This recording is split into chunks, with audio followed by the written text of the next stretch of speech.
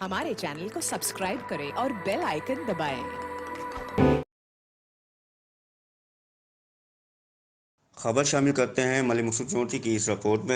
IG Punjab police doctor Usman Anwar हदायत पर DPO Abdullah Ahmad की खसूसी कावज से साल 1990 की शोधा पुलिस की याद में यादगार शोधा बना दिया गया।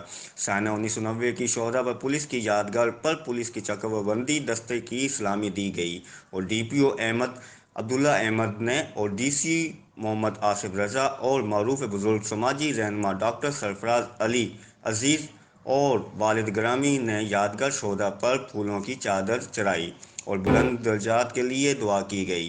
23 जनवरी 1990 को शरपसंद की गलत अफवाहों की वजह से गुजरात से आए 7 पुलिस एहलकार शहीद हुए। वारदात से मुतासर शहरियों की मदद के लिए रोकने वाले पुलिस एहलकारों को शरपसंद के लिए डाकू कहा और शहर भर से लोगों को इकट्ठा किया। मुश्तमिल अफरादों ने नासर व सिर्फ सरकारी मुल्का को जलाया गया बल्कि 7 पुलिस एहलकारों को बेदर्दी से शहीद कर दिया गया। मुल्क व कौम की खातिर अपनी जानों का नजराना पेश कर दिया और इनसे गुनाह और मुश्तमिल मजूम से बचाने के लिए सिविल सोसाइटी और खसूसी डॉक्टर सरफराज अली अजीज़ाद का शुक्रिया अदा किया। डॉक्टर अली अमीन भी शामिल थे।